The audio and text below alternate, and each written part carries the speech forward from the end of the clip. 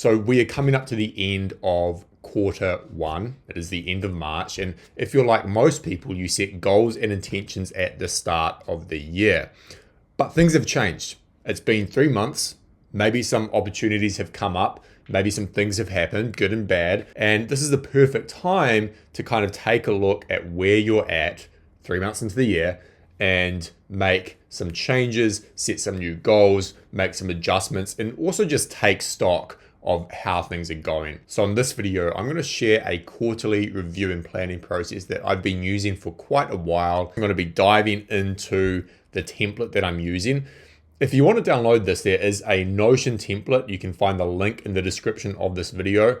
There's also a Google Docs template linked in there as well. So we are going to dive in to the quarterly plan and review template. Now I'm going to share my screen and you'll see this. The first thing is to set the environment. Okay, so I usually like to go somewhere else entirely, like get out of the house, get out of the office, go book a cabin somewhere remote. New environments, they force creativity, they force focus.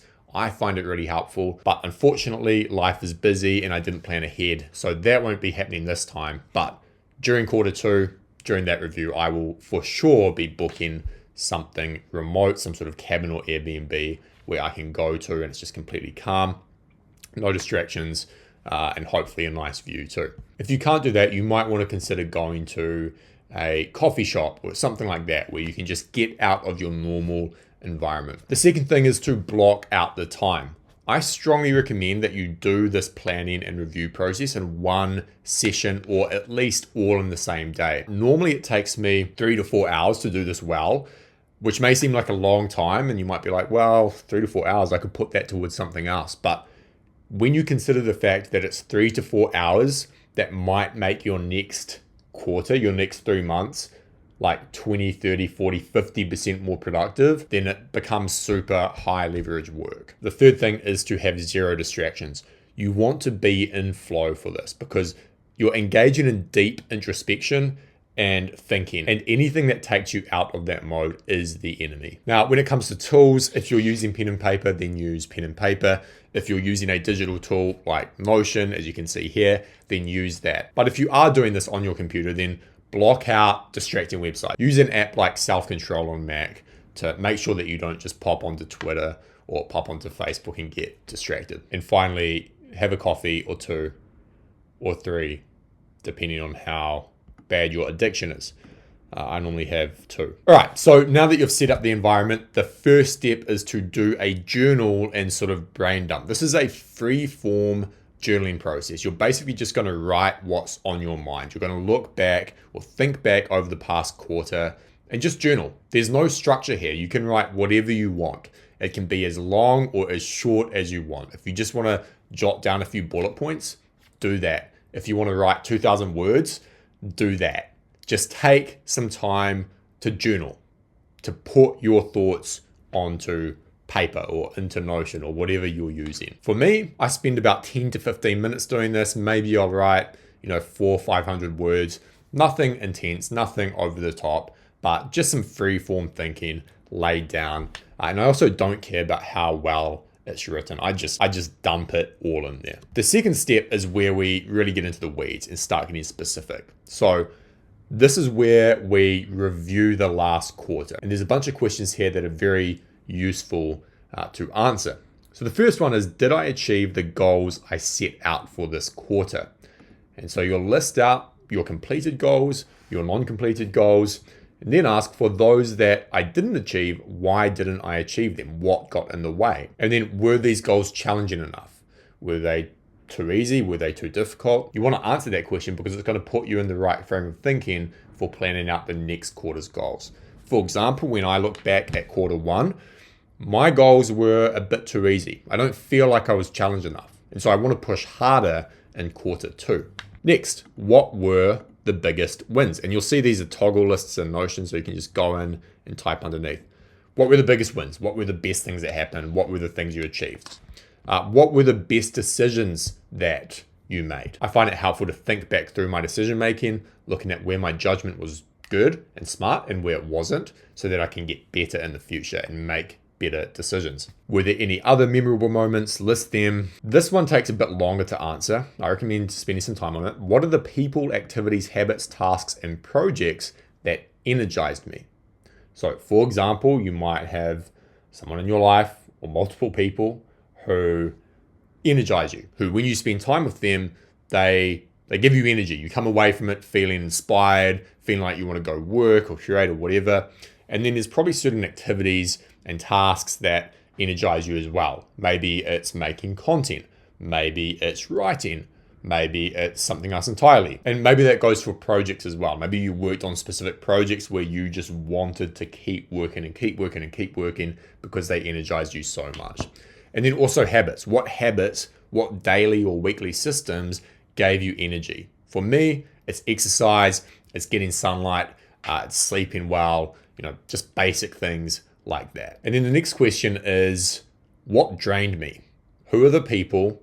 What are the activities? What are the tasks, the projects, the habits that drain me? Maybe there's tasks or projects that you're working on that you just do not want to work on because they exhaust you. Maybe there's habits, bad habits in your life that are draining your energy. Think through all these, list them out. This one here is one of my favorite questions. In what ways did I self-sabotage? We all do it, but it is helpful to introspect and review where you did it, where you self-sabotaged. So it might be things like engaging in previous bad habits because you're stressed out, or telling yourself that you're not capable of something. And then in what ways did I overcome the resistance and escape the comfort zone? We all face resistance, call it creative resistance or whatever you want. What ways did you overcome that? Was there a time where you were sitting down to work and you felt it? You felt like you didn't want to work, but you did it anyway. You put in 3 to 4 hours, you got it done. If there's any times like that, list them out. And same with the comfort zone. Are there specific, significant examples or situations where you escaped the comfort zone? Which skills or significant new knowledge did I acquire, if any? Maybe you learned a bunch about AI. Maybe you picked up a skill like video editing. List them all out. It's good to review this stuff. What were you wrong about? I love this question. What was I wrong about? Like, did you have assumptions? Did you have beliefs that you were wrong about and you were corrected on? Could be related to work. It could be related to anything else. List them out. What lessons did you learn? And then what's the biggest thing holding me back right now? This is a hard question to answer, mostly because it requires you to be truly honest with yourself, but it's very helpful to answer it. And then I've left the best till last. Step outside yourself and pretend that you are a coach. Classic typo there. Tasked with the aim of helping you become the best version of yourself. What objective feedback would you provide based on the last 3 months? So this is just a reframe and kind of a thought experiment. You're stepping outside of yourself, looking at yourself in third person, and basically critiquing, providing feedback, looking at what you've been doing objectively. So this will take a while. Usually this takes me like an hour or so to get through, but it's well worth it because it helps you think specifically through the last 3 months where you've done well, where you haven't done so well. The third step shouldn't take as long. It's basically just a review of all the major areas of your life. So you'll see here, I've got business, work, professional, family, health, fun, hobbies, challenge, financial. You can add other categories or areas as you like, just copy and paste. And then I give them a rating out of 10. So I might say, business wasn't the best. I'll go 6 out of 10.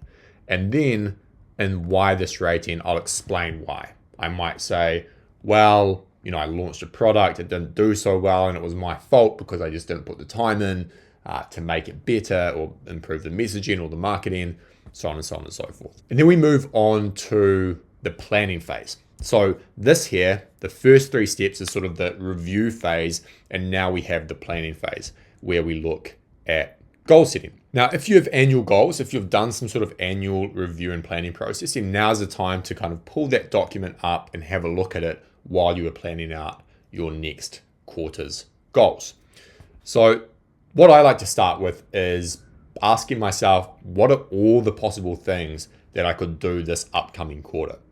Because if you're anything like me, you have a bunch of ideas. You have a bunch of goals, a bunch of projects. You cannot do them all, but it does help to just list out all those options and all those possibilities. And then ask which of these am I most confident in achieving and have a high expected value if achieved. So out of all those possibilities, some of them are going to be just too hard to achieve in a quarter, or you're not that confident that you can achieve them, or if you do achieve them, it's like they're kind of low tier work or like low leverage, or the outcome isn't that great. And so you can probably do bigger and better things, or like set harder goals. From there, I like to narrow it down to 1 to 3 goals for each area. And I kind of adjust this. This changes depending on the quarter. Like at the moment, I'm prioritizing business because of where I'm at in life. And so I will set I'll set more goals in that area, or I'll set bigger goals. And then I kind of instinctively know that some of these will have to take a back seat, right? Or I just can't push as hard in this area, because it's pretty hard to set like 3 big goals for 5 areas. Like, you're just not going to get them done. From there, I write down the next action for each goal. This is a crucial step. You don't want to just set a goal and then have it sit there, because if you do that, what will happen is you'll do this quarterly review planning process 3 months from now, and you'll look back and you'll be like, I didn't even start on that goal. So you don't want to do that. You want to write down the next action. What is the next thing I can do? So for example, let's say one of my goals in business is to start a podcast, or let me make that goal better, is to record 10 episodes of a podcast. The next action is not to record 10 episodes of a podcast. The next action is to record the first episode, or it might even be to like buy a microphone, or come up with a name, or start the YouTube channel, or whatever. Then you want to ask, if you could only achieve one of these goals in one area of your life the next quarter, what would it be and why? It forces you to think about what the top priority is, because it's all good and well to have 6 to 10 goals, but there's going to be one of those that is the most potent, is the most important, and you should prioritize it and make sure that you achieve it. And then one thing I like to ask is, which theme am I setting for this upcoming quarter? If I open this up, is it intensity? Do I want to act with more intensity? Do I want to have more energy and kind of go get it? Or do I want to be more consistent? Am I up and down? Am I not really working every day? Do I want to just be consistent and calm and collected? Is it peace? Has my life been chaos? Do I want to slow it down this quarter? Do I want to grow? Like, pick a theme and stick to it and write it down somewhere where you can see it. Doesn't have to be one word, it can be a phrase, but I encourage you to think about that and write it down. And also ask yourself why. Like, explore why that is. If you want to be, or you want to act with more intensity, why? Is it because the last quarter you didn't and you kind of missed that feeling? Think about it. Now, once you've set these goals during step 4, the 5th step is to work the system. This is where I dive into the monthly, the weekly, the daily. So what am I going to do like every month to move forward on these goals? What are the sub goals for each major quarterly goal in each area? And then what are the systems, habits, and actions that I need to build into my schedule, if any, to ensure success? I don't usually have that many monthly systems, but for example, let's say I'm trying to build my personal brand on social media, then I might have a monthly system where for the first 2 days of every month, I sit down and I just record content for like short form, for Instagram, for TikTok. Those are the first 2 days of every month, and that's just set in stone. It's a system. So that's what you want to think about with this. And then same with weekly. What are the weekly sub goals for each major quarterly goal in each area?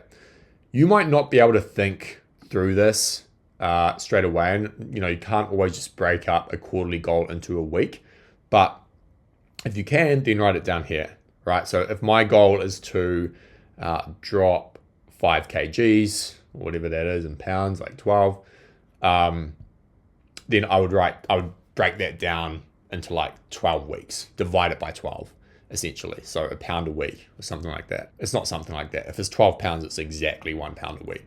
You get what I'm saying? And then write out the ideal week plan. So if you had the perfect week, what would it look like? How much work would you be doing each day? What would each day consist of? Where would you be exercising? How much time would you spend on your social life or with your family? What kind of fun things or leisurely things would you do during the week? Plan that out. I encourage you to do it in like a calendar as well. And then it's the same with the daily. So what are the daily systems, habits, and actions that I need to build into my schedule to ensure success? This is where your things like morning routine come into play, or how many deep workouts you want to do each day. Non-negotiables, right? You want to put them in here. And then same thing, write out your ideal day plan. If I had the perfect day, what would it look like? When would I wake up? How much work would I get done? What would I do to relax?